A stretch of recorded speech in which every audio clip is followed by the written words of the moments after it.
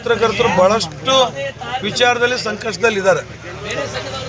ಎಂಥ ಪರಿಸ್ಥಿತಿ ಅಂತಂದ್ರೆ, ಒಂದು ಸಲ ಈ ಮಾಧ್ಯಮ ರಂಗಕ್ಕೆ ಬಂದವರು ಅಥವಾ ಬಿಟ್ಟು ಹೋಗೋಕ್ಕಾಗ್ದೇ ಮುಂದುವರಿಯಕ್ಕಾಗದ ಅಂಥ ಶೋಚನೀಯ ಸ್ಥಿತಿ ನಮ್ಮ ನಾಡಿನಲ್ಲಿ ಇದೆ. ಇವತ್ತು ಯಾರು ಅಕ್ರೆಡಿಟೇಷನ್ ತೋರ ಅವರಿಗೆ ಎಲ್ಲ ಸವಲತ್ತು, ಅದೇ ಕ್ಯಾಮ್ರಾ, ಅದೇ ಲ್ಯಾಪ್ಟಾಪ್ ಎಲ್ಲ ತಗೊಂತಾರೆ. ಬೇರೆ ಪತ್ರಕರ್ತರಿಗೆ ಸಿಗ್ತಾ ಇಲ್ಲ. ಈ ದೃಷ್ಟಿಯಲ್ಲಿ ಇವತ್ತು ಕಾರ್ಮಿಕ ಕಾನೂನುಗಳು ಅನುಷ್ಠಾನ ಬರ್ತಾ ಇಲ್ಲ, ಅದನ್ನು ಸರ್ಕಾರ ಮಾಡಬೇಕಾಗಿದೆ. ಆಮೇಲೆ ಇನ್ಶೂರೆನ್ಸ್ ಮಾಲೀಕರು ಕೊಡ್ತಾ ಇಲ್ಲ.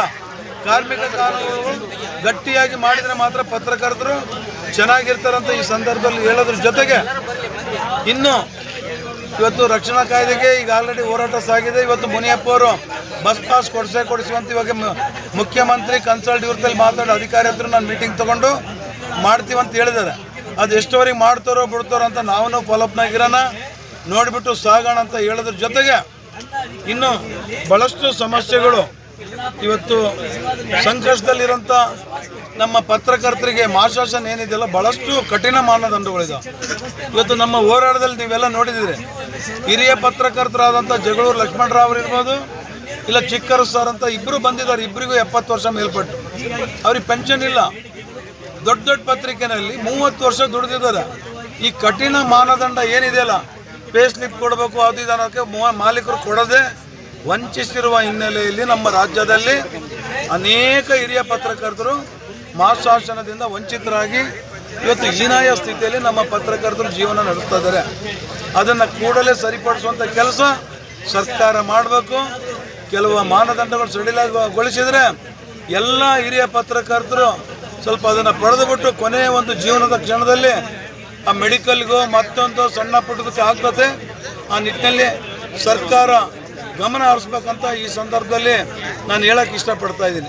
ಇವತ್ತು ನಾವು ಕರ್ನಾಟಕ ಕಾರ್ಯನಿರತ ಪತ್ರಕರ್ತರ ಧ್ವನಿ ಸಂಘಟನೆಯ ರಾಜ್ಯಾಧ್ಯಕ್ಷರಾಗೂ ಹಾಗೂ ಸಂಸ್ಥಾಪಕರಾಗಿರ್ತಕ್ಕಂಥ ಬಂಗ್ಲೆ ಮಲ್ಲಿಕಾರ್ಜುನ್ ಸರ್ ಅವರ ನೇತೃತ್ವದಲ್ಲಿ ಇವತ್ತು ಏನು ಹೋರಾಟವನ್ನ ಹಮ್ಮಿಕೊಂಡಿರ್ತಕ್ಕಂಥದ್ದು. ಈ ಹೋರಾಟ ಏನು ಅಂತಂದ್ರೆ, ನಮ್ಮ ಪತ್ರಕರ್ತರು ಹಾಗೂ ಸಾರ್ವಜನಿಕರು ಹಾಗೂ ಸರ್ಕಾರಕ್ಕೆ ಒಬ್ಬ ಸೇತುವೆಯಾಗಿ ಕೆಲಸ ಮಾಡಿರ್ತಕ್ಕಂಥ ಪತ್ರಕರ್ತರಿಗೆ ಇವತ್ತು ಒಂದು ಬಸ್ ಪಾಸ್ ಆಗ್ಲಿ, ಒಂದು ಮಕ್ಕಳ ಒಂದು ಶಿಕ್ಷಣ, ಪತ್ರಕರ್ತರ ಒಂದು ಮಕ್ಕಳ ಒಂದು ಶಿಕ್ಷಣ ವ್ಯವಸ್ಥೆ ಆಗಿರ್ಬೋದು, ವಿಮೆ ವ್ಯವಸ್ಥೆ ಆಗಿರ್ಬೋದು, ಯಾವ್ದು ಕೂಡ ಮಾಡ್ತಾ ಇರ್ತಕ್ಕಂಥದ್ದು ಒಂದು ದುರ್ದೈವ ಸರಿ.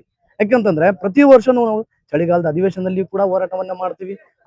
ಈಗಾಗಲೇ ಈ ಹಿಂದೆ ಇಡೀ ನಮ್ಮ ಪತ್ರಕರ್ತರ ಧ್ವನಿ ಸಂಘಟನೆ ವತಿಯಿಂದ ರಕ್ತದಿಂದ ಮುಖಾಂತರ ಕೂಡ ಸರ್ಕಾರಕ್ಕೆ ನಮ್ಮ ಹೇಳಿಕೊಟ್ಟಿದ್ವಿ, ಇದ್ರ ಬಗ್ಗೆ ಮನವಿಯನ್ನ ಮಾಡಿದ್ವಿ. ಆದ್ರೂ ಕೂಡ ಯಾವುದೇ ರೀತಿಯನ್ನು ಎಚ್ಚೆತ್ಕೊಂಡಿಲ್ಲ. ಕೊನೆಗೂ ನಮ್ಮ ಬಂಗ್ಲೆ ಮಲ್ಲಿಕಾರ್ಜುನ್ ಅವರ ಒಂದು ಹೋರಾಟದ ಮೇರೆಗೆ ಸಿದ್ದರಾಮಯ್ಯ ಅವರು ಅದನ್ನು ಒಪ್ಕೊಂಡ್ರು. ಬಜೆಟ್ ಮಂಡನೆಯಲ್ಲಿ ಮಾಡೋಣ ಅಂತ ಅದನ್ನು ಒಪ್ಕೊಳ್ಳೋಣ ಮಾಡಿದ್ರು. ಅದಾದ್ರೂ ಏನ್ ಮಾಡಿದ್ರು, ಒಂದು ಕಣ್ಣಿಗೆ ಸುಣ್ಣ ಒಂದು ಕಣ್ಣಿಗೆ ಬೆಣ್ಣೆ ಇಡುವಂತ ಕೆಲಸವನ್ನ ಮಾಡಿದ್ರು.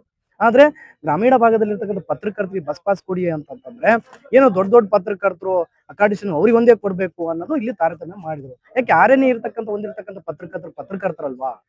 ಈ ರೀತಿಯನ್ನ ಮಾಡೋದಕ್ಕೋಸ್ಕರನೇ ಇವತ್ತು ಮತ್ತೆ ನಾವು ಕೂಡ ಏನು ಬೆಳಗಾವಿಯಲ್ಲಿ ನಾವೊಂದು ಹೋರಾಟವನ್ನು ಹಮ್ಮಿಕೊಂಡಿದ್ವಿ. ಆ ಹೋರಾಟಕ್ಕೆ ನಮ್ಮ ಈ ಭಾಗದ ಸಚಿವರಾಗಿರ್ತಕ್ಕಂಥ ಗ್ರಾಮೀಣಾಭಿವೃದ್ಧಿ ಸಚಿವರಾಗಿರ್ತಕ್ಕಂಥ ಮುನಿಯಪ್ಪ ಅವರು ಕೂಡ ಬಂದು ಮನವಿ ಪತ್ರವನ್ನ ಸ್ವೀಕೃತ ಮಾಡಿದ್ದಾರೆ. ಖುದ್ದಾಗಿ ನಾನೇ ಮುಖ್ಯಮಂತ್ರಿ ಅವರನ್ನ ಭೇಟಿ ಮಾಡಿ ನಿಮ್ಮ ಸಮಸ್ಯೆಗಳನ್ನ ನಾನು ಇಡ್ತೀನಿ, ನಿಮ್ಮ ಬೇಡಿಕೆಗಳನ್ನ ಇಡ್ತೀನಿ, ಆದಷ್ಟು ಮಕ್ಕಳ ನಾನು ಇದನ್ನ ಈ ಒಂದು ಸಮಸ್ಯೆಗೆ ನಾನು ಮೂಗು ತೋರಿಸ್ತೇನೆ, ಇದಕ್ಕೆ ಸಮಸ್ಯೆಗೆ ಬಗೆಹರಿಸುವಂತ ವ್ಯವಸ್ಥೆಯನ್ನ ಮಾಡ್ತೀನಿ ಅಂತಂದು ಆಶ್ವಾಸನೆಯನ್ನ ಇವತ್ತಿನ ದಿವಸ ಕೊಟ್ಟು ಹೋಗಿದ್ದಾರೆ. ಬೇಕೇ ಬೇಕು, ಯಾತಕ್ಕಾಗಿ ಹೋರಾಟ? ಕೇಳಿರಿ ಪತ್ರಕರ್ತರ ಗೋಳನ್ನು ಕೇಳಿರಿ. ಯಾರಪ್ಪ ಕೇಳೋರು? ಇವತ್ತು ಸರ್ಕಾರಕ್ಕೆ ಅವರು ಮುಟ್ಟಿಸ್ತಾರೆ, ಕೂಡ ಮುಟ್ಟಿಸಲೇಬೇಕು. ಒಂದ್ ವೇಳೆ ಮುಟ್ಟಿಸ್ತಾ ಇದ್ರೆ ನಮ್ಗೆ ನಿರಂತರ ಹೋರಾಟ ಇರ್ತದೆ. ಜೊತೆಗೆ ಮುಂದಿನ ತಿಂಗಳಿಂದ ಇವತ್ತು ರಾಜ್ಯ ಸರ್ಕಾರದ ವಿರುದ್ಧ ನಾವೊಂದು ನೋಟಿಸು ಲಾಯರ್ಗಳ ಮುಖಾಂತರ ಕೊಡ್ತೇವೆ ಸಾಹೇಬ್ರೆ. ಅಲ್ಲಿನೂ ಆಗ್ತಾ ಇದ್ರೆ ನಿಮ್ಮ ವಿರುದ್ಧ ರಿಟ್ ಪಿಟಿಷನ್ ಹೈಕೋರ್ಟ್ ಅಲ್ಲಿಯೂ ಆಗ್ತೀವಿ ಅಂತ ನಿಮ್ಮ ಮೂಲಕ ಹೇಳ್ತೀವಿ. ಆದಷ್ಟು ಪತ್ರಕರ್ತ ಅಲ್ಲಿವರೆಗೆ ತಗೊಂಡು ಹೋಗಕ್ಕೆ ಅವಕಾಶ ಮಾಡಿಕೊಡಬಾರ್ದು ಅಂತ ಹೇಳ್ತಾ ಸಾಹೇಬ್ರಿಗೆ ಮನವಿ ಮಾಡ್ತಾ ಇದ್ದೀನಿ.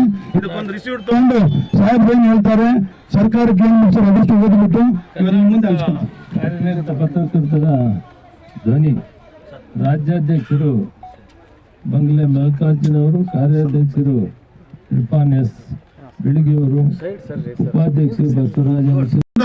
ಅದಕ್ಕೆ ಈ ಸಂದರ್ಭದಲ್ಲಿ ಅವರಿಗೆ ಹೃದಯಪೂರ್ವಕವಾಗಿ ಒಂದು ನಮನಗಳನ್ನು ಸಲ್ಲಿಸ್ತಾ ಇದ್ದೀನಿ. ಇದ್ರ ಜೊತೆಗೆ ಮತ್ತೊಂದು ಮನವಿ, ಬಹಳಷ್ಟು ಬೇಡಿಕೆಗಳಿದಾವೆ. ಪತ್ರಕರ್ತರ ರಕ್ಷಣಾ ಕಾಯ್ದೆ ಜಾರಿ ಆಗ್ಲೇಬೇಕು. ಒಂದು ಎರಡನೇದು, ಇವತ್ತು ಬಸ್ ಪಾಸ್ ಕೊಟ್ಟರು ಸಿದ್ದರಾಮಯ್ಯ ಸರ್ಕಾರ ಕೊಡದ ರೀತಿಯಲ್ಲಿ ಆ ರೀತಿ ಪರಿಸ್ಥಿತಿ ಆಗಿದೆ. ಅದು ಪೂಜೆಗೂ ಇಲ್ಲ, ಉಣ್ಣಕ್ಕೂ ಇಲ್ಲ ರೀತಿಯಾಗಿ ಕಠಿಣ ಮಾನದಂಡ ಹಾಕಿದ್ದಾರೆ. ಮುನಿಯಪ್ಪ ಸರ್ ಅವರಿಗೆ ನಾನು ಮನವಿ ಮಾಡೋದಿಷ್ಟೇ, ಇವತ್ತು ಮಹಿಳೆಯರಿಗೆ ಬರೀ ಆಧಾರ್ ಕೊಟ್ಟರೆ ರಾಜ್ಯ ಪೂರ್ತಿ ಓಡಾಡ್ತಾರೆ, ಸಂತೋಷ. ಇವತ್ತು ನಮಗೆ ಏನಿದೆ ಲೈಸೆನ್ಸ್, ಪತ್ರಕರ್ತೆಗೆ RNI ನಂಬರ್ ಇದೆ, ಲೈಸೆನ್ಸ್ ಇದೆ, ಅದು ತಗೊಳ್ಳಿ. ನಮ್ ಸಂಚಿಕೆ ಬೇಕಾ ತಗೊಳ್ಳಿ, ಅವನು ತಗೊಂಡ್ಬಿಟ್ಟು ಏನಿದೆ ಕೊಡಂತ ವ್ಯವಸ್ಥೆಗೆ ಕೇವಲ 30 ಲಕ್ಷ ಅನ್ನೋದು ಒಂದು ಸಣ್ಣ ಅಮೌಂಟ್ ಸರ್ಕಾರಕ್ಕೆ. ಇವತ್ತು CM ಮನೆಗೆ ಒಂದು ದಿನ ಟೀ ಕಾಫಿಗೆ 12 ಲಕ್ಷ ಖರ್ಚಾಗುತ್ತೆ.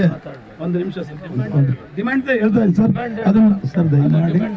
ಕಾರ್ಯದರ್ಶಿಗಳು ಜಾನಸನಗೋಡೆ, M. ಇಸಾ, ಫಿರೋಜ್ ಖಾದ್ರಿ, ಖಜಾಂಚಿಗಳು ಮಂಜುಳಾ ಅವರು, ಮಾಧ್ಯಮ ಸಲಹೆಗಾರಗಳು ಲಕ್ಷ್ಮಣರಾವ್, ಅಟಲ್ ಬೆಳಗಾಂಕರ್, ಕಾನೂನು ಸಲಹೆಗಾರರು ಹರೀಶ್ ಗಣಪತಿ ಮತ್ತು K. ಯದಿಗೌಡ, DK ದಾಸರವರು ಮತ್ತು ಕಾರ್ಯಕಾರಿ ಸಮಿತಿ ಸದಸ್ಯರು ಮತ್ತು ಪತ್ರಕರ್ತ ಎಲ್ಲ ಬಂಧುಗಳು, ನಿಮ್ಮ ನೋವನ್ನು ಆಲಿಸಿದ್ದೇನೆ. ನಿಮ್ಮ ಅಧ್ಯಕ್ಷರು ಎಲ್ಲವನ್ನು ಹೇಳಿದ್ದಾರೆ. ನನಗೆ ಮುಖ್ಯಮಂತ್ರಿಗಳು ಹೋಗಿ ಅವರು ಸುಖ ತಿಳ್ಕೊಂಡು ಪತ್ರ ತೆಗೆದುಕೊಂಡು ಬನ್ನಿ ಅಂತ ಹೇಳಿದ್ದಾರೆ. ಈ ಪತ್ರವನ್ನು ತೆಗೆದುಕೊಳ್ಳೋದ್ರ ಜೊತೆಗೆ ನಿಮ್ಮ ಡಿಮ್ಯಾಂಡ್ಸ್ ಅನ್ನು ನನ್ನ ಗಮನಕ್ಕೆ ತಂದಿದ್ದೇನೆ. ಸಂಪೂರ್ಣ ನ್ಯೂಸ್, ನಮ್ಮ ನಡಿಗೆ ವಾಸ್ತವದ ಕಡೆಗೆ. ಇದು ನಿಮ್ಮ ಧ್ವನಿ.